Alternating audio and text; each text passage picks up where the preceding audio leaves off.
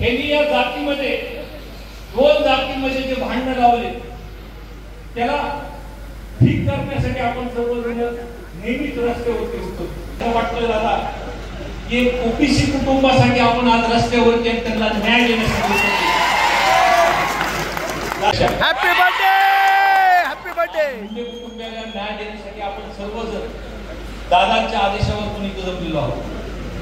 दादा आपल्यावरती आम्हाला सर्वांना अभिमान आहे. मराठा समाजासाठी आपण रस्त्यावरती उतरताय, जीवाची काळजी न करता अहोरात्र उपवास करतात. पण आज आम्हाला अभिमान ह्याचा वाटतोय दादा की ओबीसी कुटुंबासाठी आपण आज रस्त्यावरती त्यांना न्याय देण्यासाठी.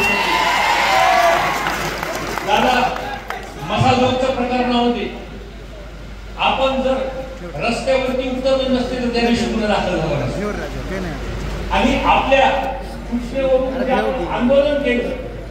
फक्त बीड जिल्हा नाही तर महाराष्ट्रात सर्व जनता ही रस्त्यावरती उतरली. एकमेव उदाहरण असेल दादा. आज सुद्धा आपण बैठक बोलवली तर इथं फक्त मराठा समाज तर आहेच, पण इतर समाज, मुस्लिम समाज, बौद्ध समाज, ओबीसी समाज, सर्व 18 पकड जातीचं मन सुद्धा दादा आपण शिकलेलं आहे. माझा लोक प्रकरणामध्ये दादा मी बोललो होतो की हे काही जातीपातीचं भांडण नाहीये, हे विचाराचा आहे. न्याय देण्यासाठी आपण रस्त्यावरती उतरलोय. आणि जो व्यक्ती आहे वाल्मिकी कराड यांनी या जातीमध्ये दोन जातीमध्ये जे भांडण लावले त्याला ठीक करण्यासाठी आपण सर्वजण नेहमीच रस्त्यावरती होतो. एकीकडे खरा प्रसंग झाल्यानंतर आंदोलन करावं लागतं दादा. आपल्याला रस्त्यावर उतरावं लागतं, लोकांना रस्त्यावर उतरावं लागतं. हे पहिलं आंदोलन असं बघतो की त्याच्यामध्ये राजकारण नाही झालं. फक्त म्हणजे मी तर विरोधी पक्षाचा आमदार आहे, पण प्रकाश दादा असतील, धसांना असतील किंवा भाजपच्या अनेक आमदार असतील ह्या विषयांमध्ये सभागृहामध्ये पहिल्यांदाच बोलताना दिसतात. वारंवार आपण सर्वांची भाषण मी ऐकत होतो. शिवराजी तुमचं ऐकलं, जी मनात तळमळ आहे. मी जे आधी ते सांगितलं की एखादी घटना खरी होऊन सुद्धा आंदोलन करावं लागतं. मुंडे कुटुंबावरती 2-2 वर्ष झाले तरी गुन्हे दाखल होत नाही, तपास होत नाही. एकीकडे लगेचच कुणावरती खोटा गुन्हा दाखल होतो. असा लोक प्रकार मी संतोष अण्णा देशमुख यांच्या कुटुंबासोबत रामकृष्ण बांधवांचा एक विषय मांडला होता. आपण सर्वांनी त्याला साथ दिली आणि त्या कुटुंबावरती 2 खोटे 307 झाले होते. एक अॅट्रॉसिटी झाली की आई वडिलांची. पण आपण सर्वांनी आंदोलन केलं म्हणून आज त्यांना सुद्धा ही दिली भेटली. आणि आज फक्त एवढेच प्रकरण परळीमध्ये नाहीये. आम्ही सुद्धा त्यांच्या कुटुंबाला भेटण्यासाठी सुट्ट्याताई रोहितला आम्ही गेलो होतो.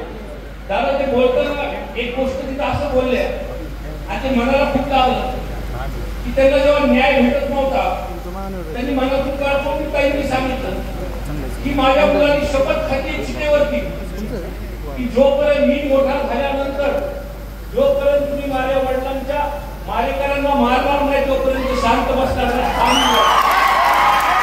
त्याच्यामध्ये मुख्य गोष्ट अशी येणार की हे जे परळी मॅटर आहे सुडाचं राजकारण म्हणजे संदीप दिवाळीपासून किशोर फडपर्यंत आणि झाल्यानंतर बोकट गुन्हेगार सुटतात आणि एखादा गुन्हा झाल्यानंतर सुद्धा सर त्याला आंदोलन करण्यासाठी आपल्याला रस्त्यावर उतरावं लागतं. पण दादा निश्चितपणे आज विश्वास आहे की आपण या सरकारला बोलल्यानंतर खऱ्या अर्थाने जर बघितलं, मी मागे बोललो होतो की हे जे प्रशासन खाली ज्या काही बदली वरिष्ठ अधिकाऱ्यांचे झाले ते त्यांच्या पद्धतीने तत्परतेचं काम करतात. पण जे वाल्मिकी कराडच्या माध्यमातून जे अधिकारी बीड जिल्ह्यामध्ये आणले दादा ते अजून तशाच्या तसेच. जर बिंदू नावाचा विषय प्रकाश दादा आम्ही आणि दसांनी अधिकाऱ्यांकडे बैठक ह्या संदर्भातली घेतली. बिंदू नावाचा विषय जर केला आला तर ही खालची जी आव्हान वरती सरकारकडे जातात हे पूर्णपणे जी खरी परिस्थिती आहे.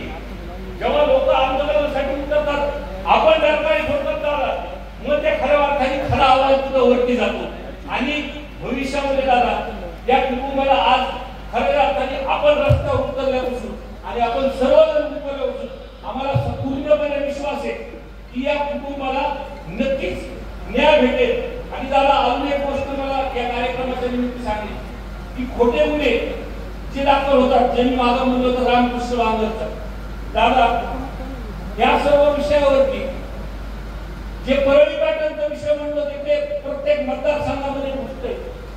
माझे एक निकटवर्तीवरती म्हणजे विजय पवार सरवरती एक गुन्हा दाखल झाला।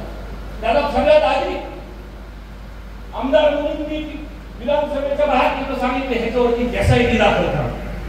जर पीडित ज्या खरंच त्रास झालाय त्यांचं खरंच तिथं आहे तर पूर्णपणे तपास करा। दादा एसपीला मी रोज बोलत होतो आणि या विषयामध्ये बोलत असताना की जर त्याच्यामध्ये निघालं खरं तर तुमच्या पद्धतीने तिथं कारवाई करा।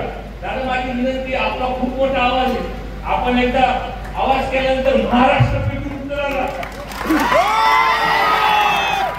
या विषयामध्ये सुद्धा आला पवार सरचे कोचिंग क्लासेस आणि स्कूलमध्ये 400 कॅमेरे आणि व्हिडिओ रेकॉर्डिंग झाला।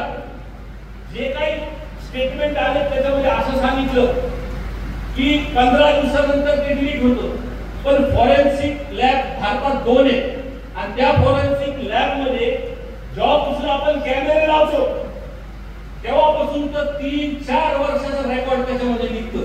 दादा जर ह्याच्यामध्ये आमच्यावरती जे आरोप केले आम्ही जर दोषी असलो तर आम्हाला सुद्धा तुम्ही 8 टाका, पण हे जे खोटे गुन्हे होतात आणि जे खरे गुन्हे होतात त्याच्यावरती आपण सर्वजण ताकदीने या कुटुंबासोबत राहू एवढंच या ठिकाणी सांगतो। मला बोलण्याची संधी दिली त्याबद्दल सर्वांचे मी आभार मानतो। धन्यवाद भाई साहेब।